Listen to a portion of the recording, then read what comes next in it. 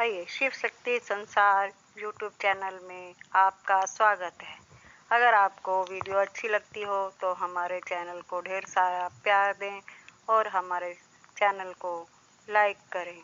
चलिए बिना किसी देरी के आपको पुत्रदा एकादशी के बारे में इसकी कथा सुनाते हैं। कथा पुत्रदा एकादशी की कथा। द्वापर युग में एक बार महाराज युधिष्ठिर ने श्री कृष्ण से पूछा, हे केशव, कृपा करके बताओ कि पौष शुक्ल एकादशी का क्या नाम है, उसकी क्या विधि है और उस दिन किस देवता का पूजन किया जाता है। तब श्री कृष्ण भगवान बोले, हे धर्मराज, आपका प्रश्न बहुत ही उत्तम है।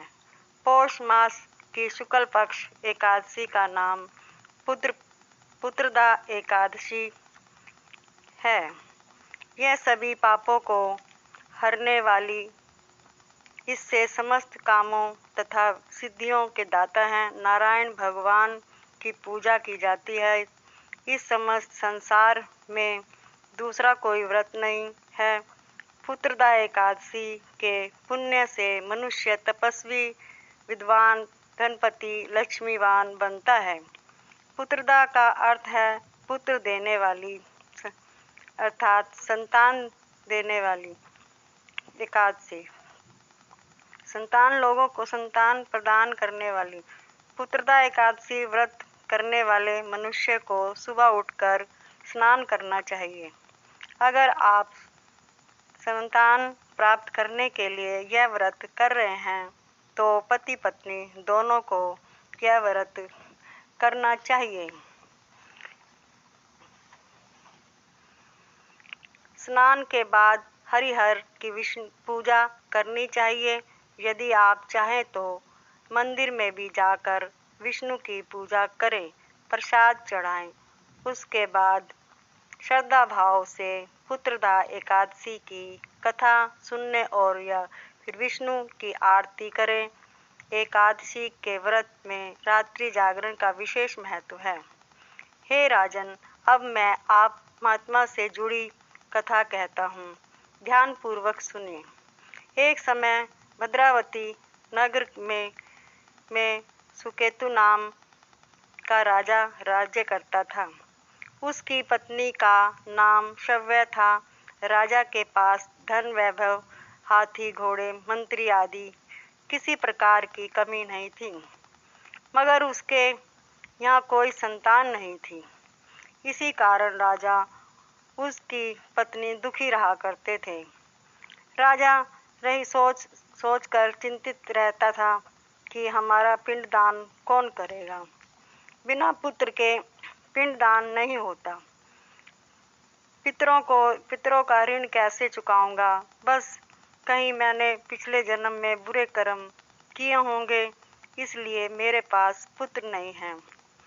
राजा को इस प्रकार चिंता में डूबा हुआ देखकर रानी शव्या सभी भी हर चिंता में रहती थी। एक दिन राजा इतना चिंतित हो गए कि उन्होंने अपने प्राण त्यागने का निश्चय किया, परंतु आत्मघात का मान समझकर उन्होंने ऐसा नहीं किया।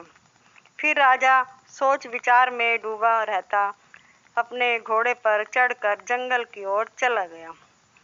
पशु और पक्षी देखने लगा। उसे देख के जंगल में मृग, सिंह, बंदर, हिरण, सर्प आदि सभी भ्रमण कर रहे थे। हाथी अपने बच्चों के बीच में घूम रहा था। उस घने वन में राजा को गीदड़ और उल्लू की ध्वनि सुनाई दी। इस प्राकृतिक नज़ारे को देखकर राजा सोच में पड़ गया। मैंने कई यज्ञ किए, ब्राह्मण को भोज कराया, फिर भी मुझे निसंतान रहने का दुख प्राप्त हुआ। मैं क्या करूं? मेरा क्या दोष है? इसी प्रकार सोचते विचार करते आधा दिन बीत गया। उसके बाद राजा को प्यास लगी। वह प्यास के मारे अत्यंत दुखी हुआ और पानी की तलाश में इधर उधर भटकने लगा। थोड़ी दूर राजा ने एक सरोवर देखा। उस सरोवर में कमल दल खिल रहे थे तथा मगरमच्छ विहार कर रहे थे। जैसे राजा ने नजर घुमाई तो उसने देखा कि सरोवर की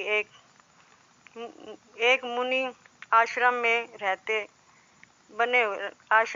बने हुए थे। उसी समय राजा के दाएं अंग फड़कने लगा। राजा ने इसे शुभ समझा और घोड़े से उतरकर ऋषि मुनि के पास गया। जब वह ऋषि मुनि के पास पहुंचा तो वह उन्हें दंडवत प्रणाम करने लगा और बैठ गया। राजा को देखकर मुनि ने कहा, राजन, हम आप पे अत्यंत प्रसन्न हैं। आपकी क्या इच्छा है? हे राजे ने पूछा, महाराज, आप कौन हैं? यहाँ किस लिए आए हैं? मुझे बताइए। तब ऋषिवर कहने लगे, आज से 5 दिन बाद पुत्रदा एकादशी है। हम विष्णु देव हैं और हम इस सरोवर में स्नान करने आए हैं। यह सुनकर राजा ने कहा कि महाराज, मेरी भी कोई संतान नहीं है। यदि आप मुझ पर प्रसन्न हो तो मुझे पुत्र का वरदान दीजिए। मुनि बोले, हे राजन, पौष शुक्ल पक्ष की एक एकादशी का नाम पुत्रदा एकादशी है। ये निसंतानों को संतान प्रदान करती है और आप अवश्य इस पुत्र एकादशी का व्रत करें और भगवान की कृपा से आपके घर में पुत्र होगा। मुनि के वचनों को सुनकर राजा को संतोष हुआ और उसने रानी शवा को पूरी बात बताई। राजा ने पुत्र पाने की इच्छा में पूरी रात जागरण विधि विधान से पुत्र एकादशी का व्रत किया और द्वादशी के दिन पारण किया। और कुछ दिन बीतने के बाद रानी शवा ने गर्भ धारण 9 महीने के बाद उनके यहाँ अति तेजस्वी पुत्र हुआ। वह राजा राजकुमार वीर प्रजापालक बना और श्री कृष्ण बोले, कुंती नंदन, सभी के लिए पुत्रदा एकादशी व्रत उत्तम है।